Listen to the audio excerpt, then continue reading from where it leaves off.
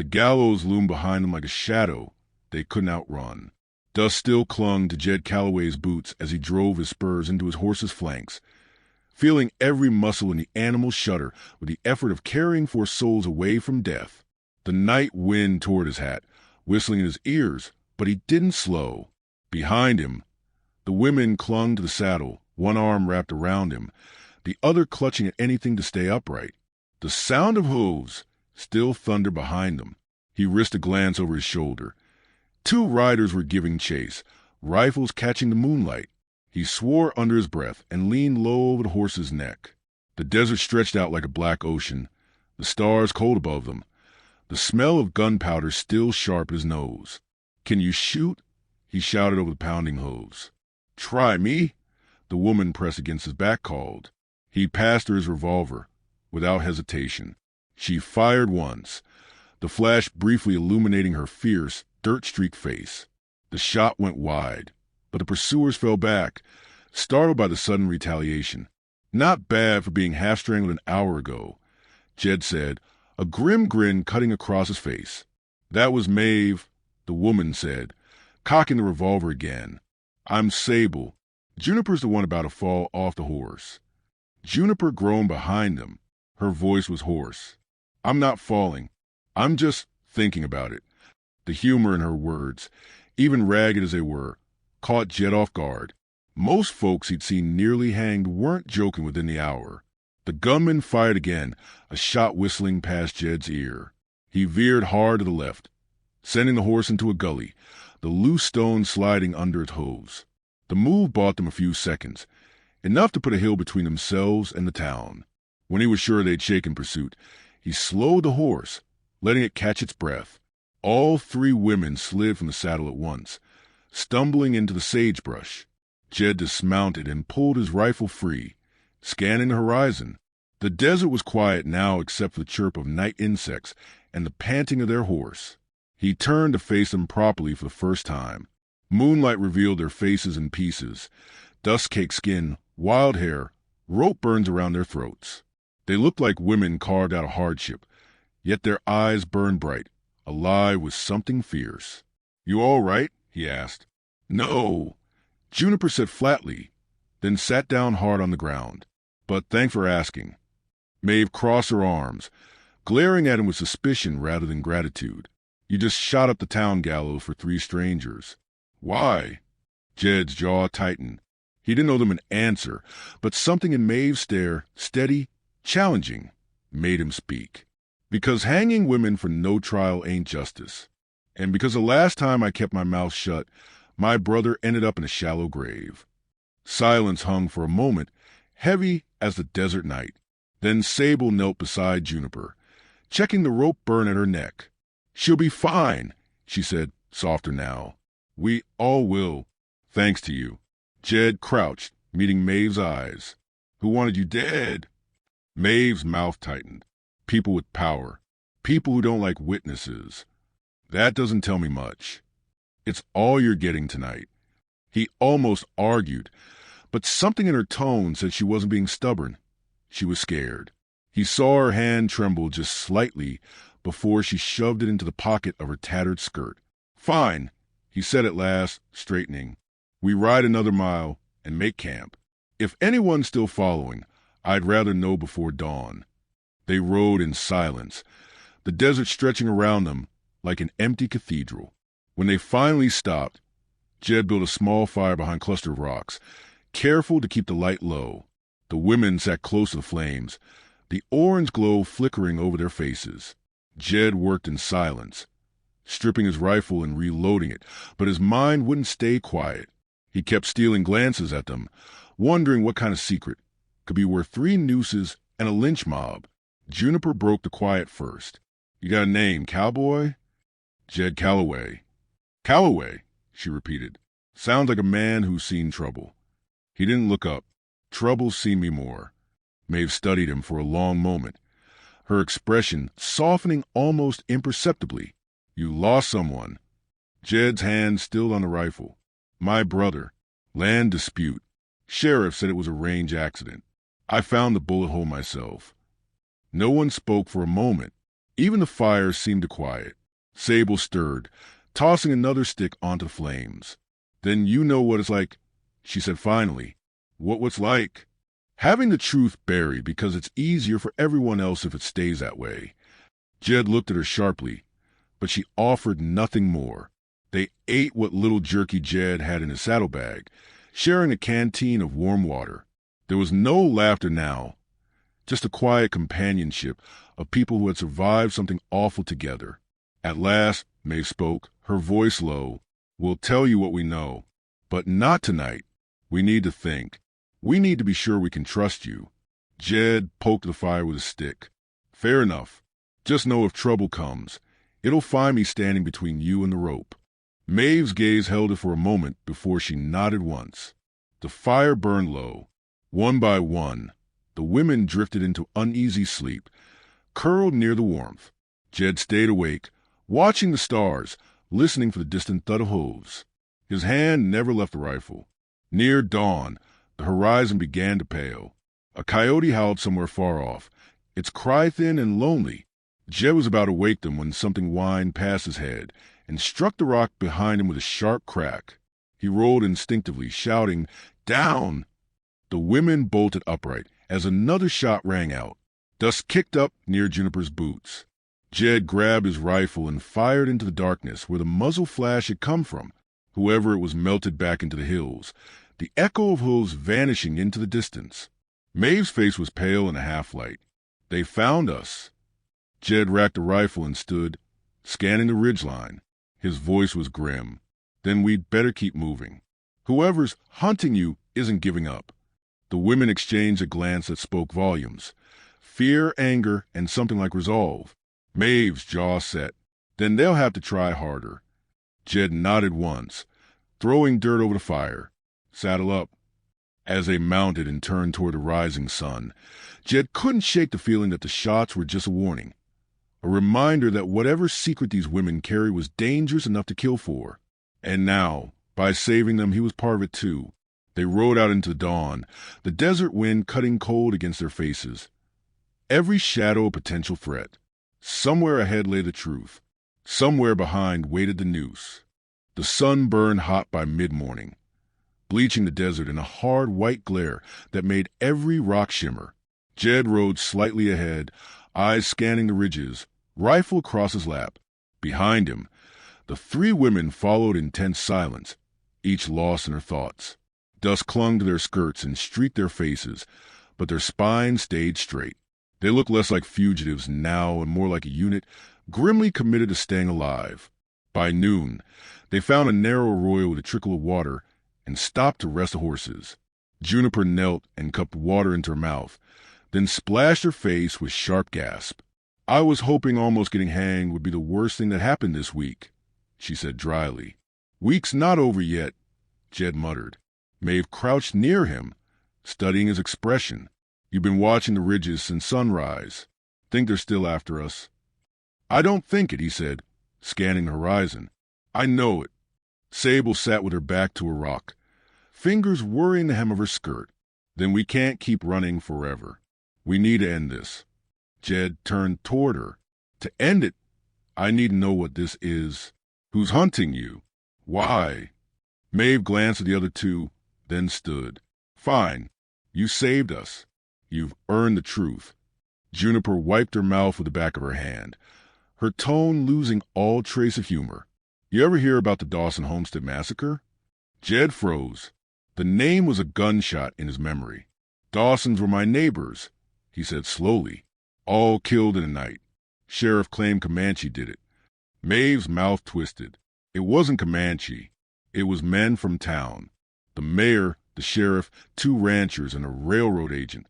They wanted the land clear for the new rail spur. The Dawsons wouldn't sell. Jed's blood went cold. His brother had been riding night watch on their cattle that week. "My brother's death," he said softly. "It wasn't an accident." "No," Maeve said. "We overheard the mayor bragging about it in the saloon. He said it had to look like Indian work, or the whole territory would rise up." They laughed about it. Jed's fist clenched so hard his knuckles cracked. He saw his brother's face in his mind. Easy grin, sunburnt skin, and rage welled up hot enough to choke him. Juniper spoke gently. We tried to get out of town that night, but they caught us. Sheriff said we were guilty of spreading lies. Next thing we knew, we were in a cell waiting for a rope. Sable looked up, eyes hard. They meant to scare anyone else who might talk, make an example of us. Jed stared out across the arroyo, the horizon wavering in the heat. He had buried his grief under work for months, telling himself revenge wouldn't bring his brother back. But now revenge wasn't just for him. It was justice. You sure about this? He asked finally. Maeve nodded. I'd stake my life on it. You already have, he said, his voice grim. The decision settled over him like a weight. He turned back to the group. Then we take the fight to them. But we'll need proof, something the town can't ignore. Juniper's lips curved in a humorless smile. Then we'll need to break into the mayor's office. It was madness, Jed knew. The mayor's house sat near the courthouse, heavily guarded and watched by deputies. But the idea of turning away, of leaving the truth buried, felt worse than a bullet to the chest. They waited until nightfall, riding hard across the flats until the lights of town flickered in the distance. Jed left the horses tethered in a dry wash and led them on foot, moving like shadows through the mesquite. Every creak of saddle leather sounded like thunder in his ears. The town lay quiet, but not asleep. Lamps glowed in windows. Dogs barked in distant yards. They slipped through back alleys until the mayor's two-story house loomed before them. Jed signaled for them to stay low, then crept to the side door. He pulled a thin piece of wire from his pocket and worked the lock until it clicked. Inside, the air smelled of cigar smoke and paper. Jed lit a single match, just enough to see. The women fanned out silently. Maeve headed for the roll-top desk, rifling through ledgers with quick, sure hands. Juniper moved toward the cabinet where official records were kept, scanning for seals or signatures. Sable froze by the window. Ryder coming, she hissed. Jed snuffed a match, plunging them into darkness. Hose clattered outside, then stopped. They crouched in silence, every breath loud in the still room. After a long moment, the rider moved on. Jed lit the match again. Fast, he urged. Maeve yanked open the last drawer and drew out a thick ledger bound in leather. Here, she whispered, handing it to him. Inside were lists, payments to hired guns, receipts for dynamite, signed orders bearing the mayor's seal. Jed's stomach turned as he read. It was all there. The murders had been bought and paid for like a business transaction. Juniper grabbed his arm. We have to get out before someone. The door slammed open. Light flooded the room, blinding them. Sheriff Cole stood framed in the doorway, shotgun leveled. Two deputies flanked him, grinning like wolves. Well, the sheriff drawled, stepping inside. Ain't this cozy? Calloway, I figured you'd stick your nose where it didn't belong sooner or later. Jed's rifle was in his hands before he even thought about it, but 3 barrels pointed back at him. Maeve stood rigid, clutching the ledger like a shield. Cole's grin widened. Put it down, son. Nobody has to die tonight. Jed's finger tightened on the trigger, but he saw Maeve's slight shake of her head. Reluctantly, he lowered the rifle. The deputies moved in fast, wrenching it from his grip. You're coming with us, Cole said, jerking his head toward the door. All of you. Town's real eager to finish what it started. Jed's heart pounded, not with fear but fury. He had the truth in his hands, but now they were trapped with it. Juniper met his gaze, her eyes defiant despite the gun at her back. We're not dying quiet this time, she whispered. Jed said nothing, but his jaw clenched. Whatever happened next, he swore he wouldn't let them hang again. The deputies shoved them toward the street, the night suddenly alive with danger. Somewhere a dog barked. Somewhere a bell clanged as though the whole town already knew. As they were forced into the open, Jed caught a glimpse of the gallows silhouetted against the moon, waiting like a vulture. His grip tightened on the ledger. If they lived through the next hour, the whole territory would know the truth. The street smelled of sweat and dust and old blood, as though the ground itself remembered every hanging that had happened there. Jed's boots scuffed against the packed dirt as the deputies shoved him forward, the ledger still clutched tight against his chest. Maeve walked at his side. shoulders squared, her jaw set like a soldier marching to war. Sable and Juniper followed close behind, their faces pale but determined. A crowd was already gathering, called from saloons and boarding houses by the promise of spectacle. Faces glimmered in the lamplight, curious, eager, cruel. Jed saw the same look he'd seen the night before, when they had been ready to watch 3 women die. Cole strutted ahead of them, swagger in every step. "Strim up," he barked at the deputy, jerking his head toward the gallows. "We'll let the mayor say a few words before we drop him this time. Make it real proper." Jed's mind raced. He had no rifle, no horse, no plan beyond staying alive for another minute. But the ledger was still in his hands, and as long as he had that, he had a weapon. When they reached the gallows steps, Jed stopped moving. The deputy shoved him hard, but he planted his boots. "You want a hanging?" he shouted, his voice carrying down the street. "Fine, but let's hang the right men this time." The crowd murmured. Cole turned, sneering. "You got something to say, Calloway?" Jed held up the ledger, opening it wide so the lamplight caught the mayor's seal. "This book tells the truth. Dawson Massacre. The land thefts. The murders. Every name, every dollar, right here." A ripple went through the crowd. The mayor himself appeared at the edge of the steps, his face pale beneath his fine hat. "Take that from him," he snapped. Jed's grip tightened. "You take one more step, and I'll shout every name in this book loud enough for the whole territory to hear." The crowd leaned in, eager now not for blood but for gossip. The deputies hesitated, uncertain. Maeve saw the moment and stepped forward, her voice cutting clear. "We heard them brag about killing those settlers. Heard them laugh about it while drinking whiskey we poured. We stood silent once. Nearly cost us our lives. We won't be silent again." Juniper's voice joined hers, shaking but fierce. "You think you can hang us twice? You'll have to kill half the town with us." Sable pointed at the mayor. "He's the one who gave the order, and he's the one who should swing." The mayor's face twisted. "Lies," he spat. "These women are criminals." Jed thrust the ledger toward the nearest townsman, a wiry rancher with dirt under his fingernails. "Read it yourself, then decide who's the criminal." The rancher took the book, flipping through it with slow care. Gasps rose as others crowded close to see. The evidence was there in ink, undeniable. Cole cursed and grabbed for his shotgun, but Jed was faster. He lunged, slamming into the sheriff's gut, knocking the barrel skyward. The gun fired into the night, scattering the crowd. Chaos erupted. Sable snatched the fallen shotgun, swinging it toward the deputies. Juniper dove for the steps, kicking one man's legs out from under him.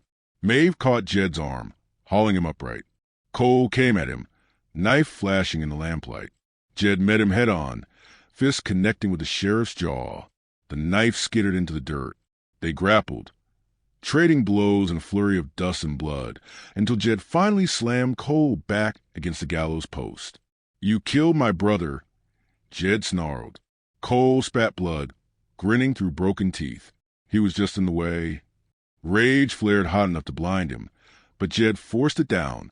Killing Cole wouldn't give him peace. Making him face the town would. Jed dragged him into the center of the street, holding him there by the collar. "Tell them," he demanded. Cole sneered. "Go to hell." Maeve stepped forward, picking up the ledger from where it had fallen. Her voice rang out. "Then we tell them.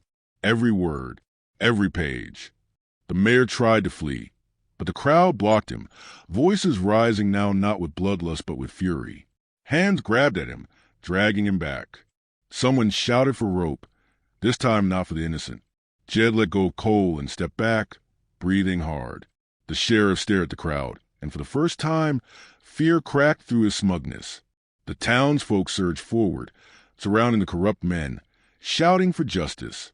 Jed didn't stop them. He only watched as the balance of power shifted, as the truth he had risked everything to uncover finally caught fire. The gallows loomed, but it no longer felt like a threat. It felt like a reckoning. When the dust settled, the mayor and Cole were locked in the jail under guard, the crowd refusing to leave until a proper trial was promised. Jed stood in the quiet street, his knuckles raw, his breath still ragged. Maeve came to stand beside him, the firelight glinting in her hair. "You could have killed him," she said softly. "I wanted to," Jed admitted. "But you didn't." He looked at her, and for a moment the fury drained away, leaving only exhaustion. "I didn't save you just to become him." Sable limped toward them, leaning on Juniper for support, but smiling faintly despite the bruise blossoming on her cheek. "Well," she said, "if we're not hanging, I think we've earned a drink." Juniper laughed, shaky but real. "Maybe 3. Jed found himself smiling, too, a rare thing that felt strange on his face. "I reckon the saloon's open." They walked together through the cooling night, the ledger safe under Jed's arm. People tipped their hats as they passed, some nodding with respect, others with relief. The town felt different now, as though a storm had broken and the air was finally clear. Inside the saloon, lamps burned low, casting everything in warm gold. The barkeep poured whiskey, without asking for coin. Jed raised his glass, and the women did the same. "To the truth," Maeve said. "To the stubborn fool who wouldn't let us die," Juniper added. Sable clinked her glass against Jed's. "To second chances." They drank, and for the first time since this began, Jed felt something like peace. The road ahead was uncertain. There would be trials, and maybe more blood before it was over. But the truth was out now, and that was a start. When the glasses were empty, Jed stepped out onto the boardwalk. Dawn was still hours away, but the sky was already lightening at the edges, promising another day. Maeve joined him, standing close enough that their shoulders brushed. "What will you do now?" she asked. Jed looked down the street, past the gallows, past the jail where the guilty waited. "Build something worth keeping," he said. "A place where people don't get killed for the dirt under their boots." Maeve smiled, tired but warm. "Sounds like a good place to start."